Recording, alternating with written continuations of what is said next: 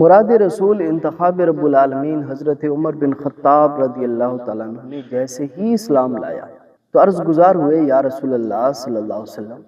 جب آپ سچے ہیں، آپ کا دین سچا ہے، قرآن سچا ہے، تو پھر چھپ چھپ کر عبادت کرنے کی کیا بات ہے؟ تو نبی پاک صلی اللہ علیہ وسلم نے فرمایا کہ بات ایسی ہے کہ تعداد بہت کم ہے ہمارے پاس، 40 کے قریب اب مسلمان ہوئے ہیں۔ تو آپ فرمانے لگے، یا رسول اللہ صلی اللہ علیہ وسلم، آپ حکم دیجئے، آپ تشریف لائیے، جب کعبہ اللہ کا گھر ہے،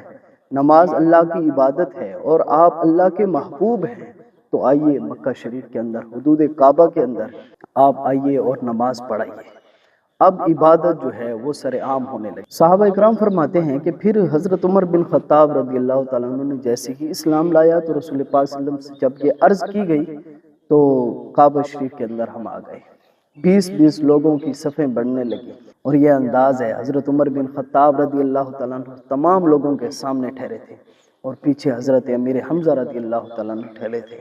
اور حضرت عمر رضی اللہ تعالیٰ عنہ نے وہاں پر ایک تاریخی جملہ دہرایا۔ آپ نے فرمایا کہ پہلے میں کافر تھا اور تم مجھے جانتے تھے، اب میں مسلمان ہو چکا ہوں،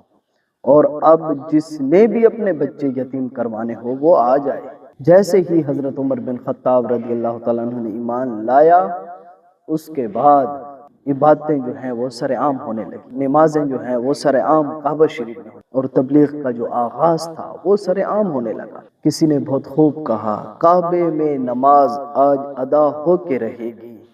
کعبے میں نماز آج ادا ہو کے رہے گی، خطاب کے بیٹے کی آمد کا یہ اثر ہے۔ کعبہ شریف میں سر عام جو ہے وہ نمازیں، عبادتیں، تبلیغوں کا آغاز جو ہے وہ ہو گیا۔ اللہ تعالیٰ سے دعا ہے کہ اللہ تعالیٰ حضرت عمر بن خطاب رضی اللہ تعالیٰ عنہ کے ایمان کے صدقے ہمارا بھی خاتمہ ایمان پر فرمائے، آمین، بجاہ النبیین صلی اللہ علیہ وآلہ وسلم۔